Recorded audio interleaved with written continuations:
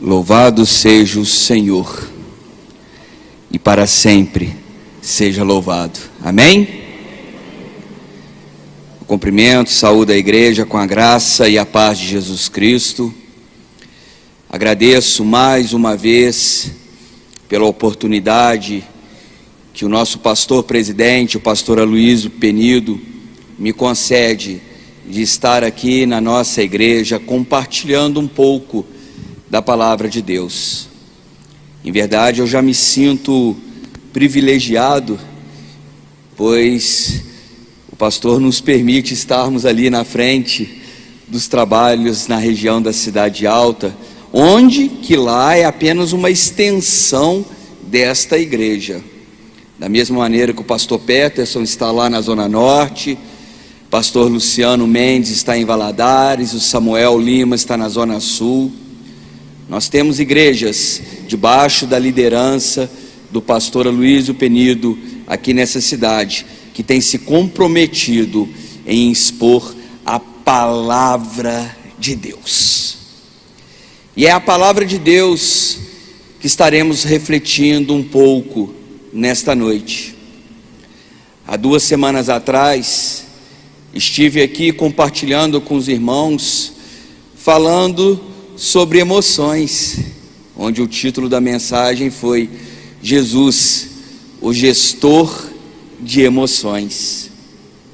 E hoje continuaremos refletindo um pouco mais sobre isso, porque em verdade muitas têm sido as pessoas que precisam, necessitam de serem tratadas, cuidadas nesta área.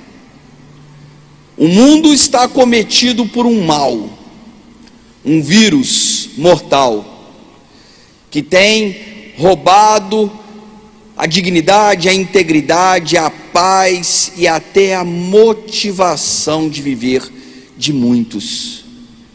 Quantas são as pessoas desesperadas? Quantas são as pessoas desesperançadas?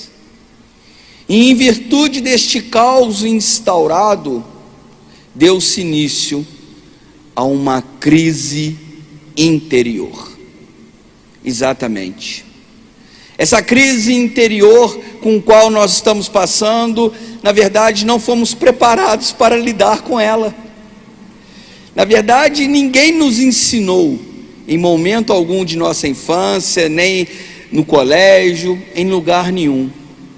Fomos todos pegos de surpresas, e aqui estamos nós, caminhando e suplicando a Deus todos os dias, por graça e por misericórdia. Mas, o que eu tenho a dizer para a igreja é que só tem crise verdadeira aqueles que fazem planos. Pessoas que acreditaram muito, que acreditaram intensamente em algo. Pessoas que criaram muitas grandes expectativas em sonhos, projetos, em pessoas mesmo. Orando, você talvez, em algum momento você já disse: Senhor, Senhor, eu fiz tudo o que era possível. Eu me esforcei, Senhor. Eu me esforcei para que o meu casamento desse certo. Senhor, eu orei, eu me esforcei para que lá no meu trabalho tudo acontecesse da melhor forma, da maneira como o Senhor assim gostaria que fosse. Talvez você já orou, apresentando ao Senhor os teus sonhos, os teus projetos, os seus planos. E nesse momento de oração você deve ter afirmado: Senhor, eu sei do meu valor, mas em verdade eu não estou conseguindo, eu não estou tendo êxito. Aí, meus amados e minhas amadas, você entra numa crise interior, pelo fato de você criar tantas expectativas por situações e circunstâncias e não ter tido êxito, essa crise interior te alcança e ela tem destruído famílias nos dias de hoje. Nessa noite, obrigado, pastor Parreto. Nesta noite estaremos refletindo, com base na Sagrada Escritura, sobre uma história de um grande homem de Deus. Estaremos refletindo um pouco sobre o profeta Elias, um homem que tinha grande temor a Deus, um homem que era íntimo, próximo do Deus Todo-Poderoso, um homem que orava, clamava, e Deus respondia de imediato. Olha que intimidade, olha que relacionamento este. Elias orou a Deus e o fogo desceu do céu, aleluia. Isso é tremendo, isso é espetacular, isso mostra intimidade. Mas Elias, durante a sua caminhada junto ali à nação de Israel, ele tinha por objetivo um grande projeto. Ele tinha por objetivo a conversão de toda a Israel. Ele desejava do fundo do seu coração que todos ali que viviam na região do Oriente Médio se entregassem para Deus verdadeiramente. Então ele pensou, com toda certeza ele pensou, após aquele momento que ele orou, o fogo desceu dos céus, as maravilhas aconteceram, pessoas viram um mover de Deus com seus próprios olhos. Ele disse: agora vai, é agora. Ninguém mais pode negar que o Deus de Israel é o único Deus. Olha o que aconteceu diante dos profetas de Baal, a manifestação do único Deus Todo-Poderoso. Agora vai, todo o povo irá se converter. Até essa tal de Jezabel aí, diga-se de passagem, né? Carne de pescoço, purim, a pior de todas as mulheres citadas na Bíblia. Até Jezabel vai se render agora, e ela vai se converter, porque grande milagre aconteceu. Agora Israel se tornará na totalidade fiel a Deus.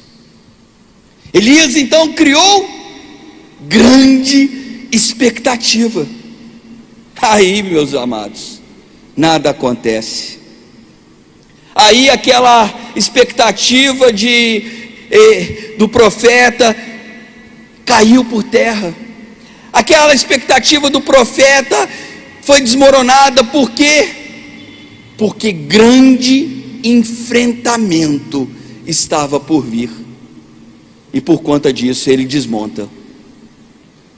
Aí o profeta desmonta. E eu gostaria de então convidar os irmãos que abrissem as suas Bíblias em 1 Reis, capítulo 19, porque com essa palavra introdutória eu inicio a pregação dizendo que se Elias, um homem de Deus, um homem com grande intimidade com Deus, um homem que através da sua vida maravilhas aconteceram, teve um momento de crise, por que você acha que você também não terá? E por que você fica tão desesperado ou desesperada no seu momento de crise? Vamos na Escritura? 1 Reis 19, a partir do verso 1, assim nos diz a palavra do Senhor. Ora, Acabe contou a Jezabel tudo o que Elias tinha feito, e como havia matado todos aqueles profetas à espada. Por isso Jezabel mandou um mensageiro a Elias para dizer-lhe que os deuses me castiguem com todo rigor, se amanhã, nesta hora, eu não fizer com a sua vida o que você fez com eles. Verso 3: Elias teve medo. Vamos lá. Elias teve medo e fugiu. Fugiu para salvar a vida. Em Berseba de Judá, ele deixou o seu servo e entrou no deserto, caminhando um dia. Chegou a um pé de giesta, sentou-se debaixo dele e orou, pedindo a morte. Já tive o bastante, Senhor, tira a minha vida. Não sou melhor do que meus antepassados. Por enquanto paramos aqui. Jezabel, meus queridos irmãos, precisamos entender que ela se levantou sim, naquele momento, mas ela se levantou por causa do sucesso de Elias. Elias tinha alcançado grande êxito junto a Deus naquele episódio, naquela situação. Mas quando Jezabel se levanta, ela se levanta e não brinca em serviço literalmente. Ela diz: você envergonhou os profetas, os meus profetas, os profetas de Baal? Você os matou? Você me envergonhou? Se até amanhã não fizer com você o mesmo, se até amanhã, imagina só. Queridos, nem sempre suas grandes realizações irão te gerar o resultado que você deseja. Às vezes algo que você faz com intensidade, às vezes algo que você gera grande alegria para você mesmo, pode gerar um descontentamento a outras pessoas. Talvez algo que você faça com tanta dedicação, buscando até abençoar outras pessoas, pode trazer a revolta de pessoas que estão próximas a você. Quando você tem uma vitória, quando você tem êxito, você se alegra com aquilo, mas nem todos conseguem se alegrar com a sua alegria. Não é verdade? Consegui um emprego novo, olha que bênção. Estava tanto tempo buscando. O irmão fala assim: meus parabéns, Deus te abençoe. Fala entre os dentes, mas pensava: esse emprego podia ser meu. Às vezes a pessoa já está caminhando há algum tempo no seu trabalho e é promovida no momento de crise. Aí normalmente a gente chega em casa contando a notícia, não é isso? E dentro da própria casa costuma ter pessoas para puxar para trás. Mas será que é isso mesmo? Estão te promovendo por quê? O que será que eles estão querendo em troca? O que você tem de tão especial para você ser promovido? Estamos num momento de crise, essa história está mal contada. Nem todas as vezes que você tiver êxito, você será elogiado. Muito pelo contrário. Você perceberá que após aquele projeto, aquela vitória alcançada, outras lutas se levantarão, existirão outras batalhas a serem batalhadas. Se torna um círculo, se torna um estilo até de vida. Eu brinco sempre com as pessoas mais próximas, quando nós nos encontramos, né, na rua, no supermercado, no dia a dia. Pastor João Marcos, como é que está o senhor? Tudo bem? Falei: matando um leão por dia. Não é verdade? E se não matar o leão do dia, amanhã tem 2. Então vamos matar o leão do dia e vamos seguir em frente de cabeça erguida, dando glórias a Deus. Queridos, talvez você na sua intimidade, na sua vida, você pode ter pensado: eu fiz tudo para meu casamento dar certo, eu pelejei, eu me dediquei, eu me esforcei. Ou mesmo você dizendo que eu fiz tudo para o meu filho, para a minha filha, dei educação, vestuário, alimento, ensinei ele nos caminhos retos do Senhor. Talvez você diga: eu fiz tudo para aquele funcionário, e ele se levantou contra mim, mas ele não quer nada, esse funcionário, esse esposo, essa esposa, esse filho. Isso, vamos falar a verdade, vamos ser sinceros, nos traz uma frustração, não é verdade? A gente se dedica, a gente se esforça e quer que aqueles que são os nossos amados, nossos queridos, estejam conosco, estejam bem, mas nem sempre é assim. Aí vem um desapontamento, vem a tristeza, vem a crise interior sobre as nossas vidas. Aqui Elias não viveu nada diferente disso. Ele, como um homem de Deus, ele tinha por foco tão somente falar de Deus, ser obediente à palavra, seguir os ensinamentos do Senhor. Porém, após um grande embate e enfrentamento, Elias teve medo. Às vezes a pressão sobre você é tão grande, meu amado, e você não consegue cumprir todas as expectativas. É pressão de chegar na hora, pressão de pagar as contas em dia, pressão de ser o melhor da sua empresa, pressão de ser o melhor pai, pressão de ser o melhor filho. Tem pais aí que às vezes cometem um grande equívoco, quando um filho, por um episódio qualquer, comete um deslize, perde uma média na prova, sabe o que ele faz? Você viu fulano? Só tira nota boa. Você viu o filho do fulano? Não, o seu filho é bênção na tua vida. Então declare palavra de bênçãos sobre a vida dele, sobre a vida dela. Meu filho, não gostei que você perdeu a média nessa prova. Não justifica você ter esse comportamento, mas senta aqui que o papai e a mamãe vai estudar com você e nós juntos iremos recuperar essas notas. Glórias a Deus. Esse é o ensinamento do verdadeiro cristão, não de jogarmos cargas sobre os ombros dos outros. Aí, quando você tem medo, quando você se vê numa situação coagido, o que você pensa de imediato? O que o Elias fez? Vou fugir.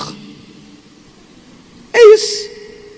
Vou fugir. Quantas vezes você já atravessou a calçada para fugir de um problema? Quantas das vezes o seu telefone tocou, na hora que você olhou na bina, você fez assim: isso aqui não vou atender agora não.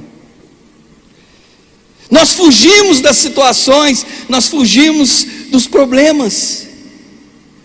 O grande problema é que quando nós fugimos dessa cobrança diária, dessa cobrança da sociedade que nos consome, nós precisamos de entender que Jezabel ainda continua existindo.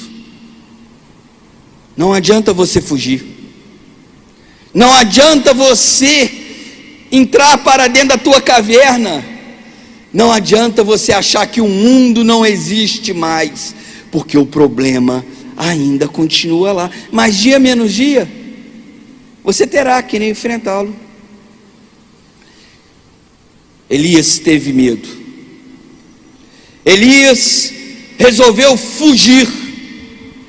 E quando ele foge, ele se esconde dentro de uma caverna. E o interessante que ele se deita debaixo de um arbusto. Você já reparou que quando uma pessoa está com depressão, qual a posição que ela fica?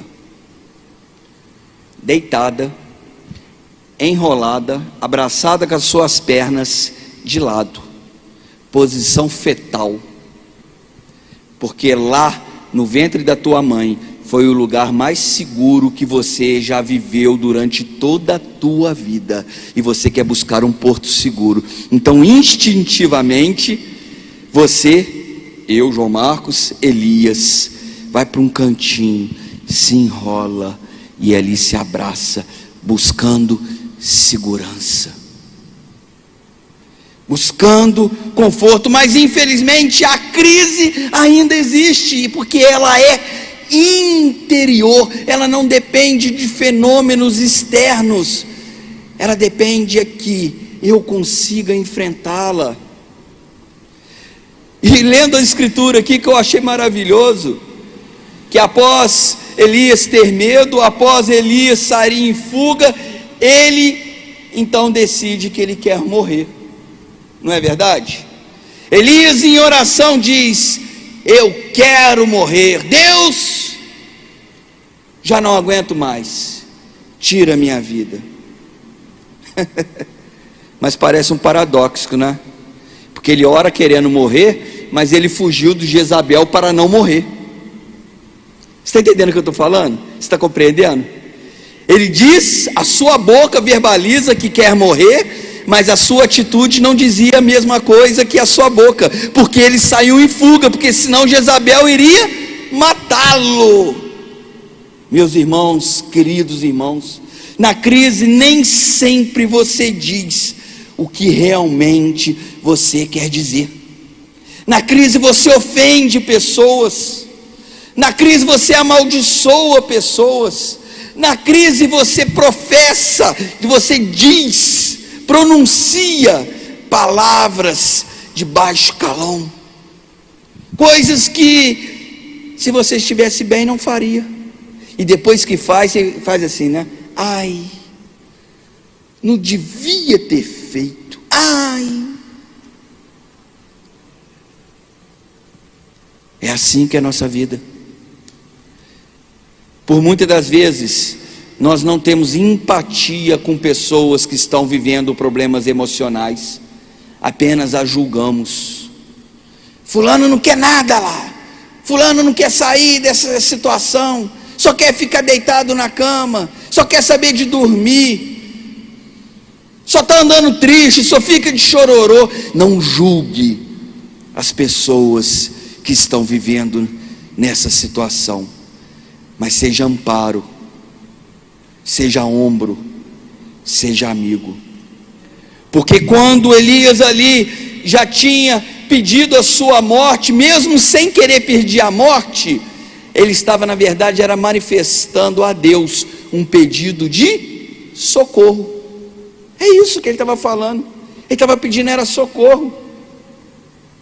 Você sabia que a pessoa que tenta tirar a própria vida, na verdade ela não quer tirar a própria vida, ela quer matar o problema, ela não quer tirar a própria vida, ela quer dar fim ao problema, só que ela já não tem mais força, ela já não tem mais energia, então a alternativa dela é tentar contra a própria vida.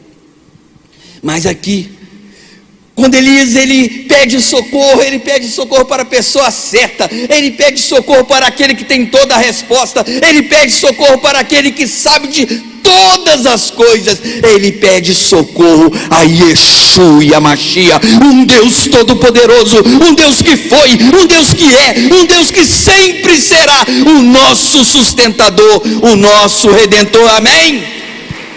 Esse é o seu Deus, que não te desampara e que não se esquece de você. E eu gostaria de apenas destacar, cuidado, que vitimismo é diferente de pedido de socorro, tá? Às vezes a pessoa, ela gosta de viver aquele vitimismo. Você está com dor de cabeça, a dela está doendo mais. Você tem conta para pagar, ela vai falar assim: você não sabe quantos carnês que eu tenho. Aí ela vai falar assim: meu casamento está um caos. Você fala assim: o meu já era. Isso é vitimismo. Agora, quando uma pessoa manifesta com sinceridade os seus problemas, ela na verdade está pedindo socorro, ela está pedindo ajuda. Então Deus, o que Ele faz? Olha lá no versículo 5, vamos lá. Depois se deitou debaixo da árvore e dormiu. Aí falando de Elias. Então de repente um anjo tocou nele e disse: levanta-se e coma. Elias olhou ao redor e ali, junto à sua cabeça, havia um pão assado sobre brasas quentes e um jarro de água. Ele comeu, bebeu e deitou-se de novo. Ele comeu, bebeu e deitou-se de novo. Queridos, o anjo é o símbolo da presença de Deus. E Elias, ele não dá nem bola para o anjo. É um anjo que estava do lado dele. Ei, acorda, tem comida aqui para você, levanta. Por isso eu disse: não menospreze uma pessoa que está vivendo por problemas emocionais, pois às vezes o anjo está diante dos teus olhos e ela não consegue enxergar, dadas as circunstâncias, dada a situação. Mas o texto continua, no versículo 7, o anjo do Senhor, o que ele fez então? Voltou, tocou nele e disse: levanta-se e coma. Aí que fica legal, né? Porque Deus, o pessoal acha que Deus é Deus assim, não, Deus é Deus de convicção, porque Ele chegou e falou assim: levanta e coma, pois a sua viagem será longa. Amém? Levanta e coma, pois a sua viagem será longa. Deus está afirmando para Elias, Deus está afirmando para você nessa noite, que não importa o que você está passando, não importam as suas lutas, não importam as suas batalhas, o que importa é que existe um Deus que te ordena nessa noite: levanta e come, pois a tua viagem é longa. Amém? Nós precisamos continuar caminhando, precisamos de continuar perseverando, precisamos de continuar crendo, independente das circunstâncias. Queridos, se um homem de Deus como Elias passou por grandes provações, prepare-se, pois você também as passará. Mas como o apóstolo Paulo nos afirma, que você é mais do que vencedor em Cristo Jesus. Amém? Glorifica o Senhor, exalte ao Senhor, pois a honra e a glória é toda dele. Medo, fuga, desejo de morrer, pedido de socorro. Não sei em qual estágio talvez você se encontre nesta noite, mas eu encerro a minha palavra neste momento apenas declarando a palavra de Deus. Varão, varoa, muita atenção, levanta e come, pois a sua viagem será longa. Amém? Graças a Deus. Glorifique ao Senhor em nome de Jesus.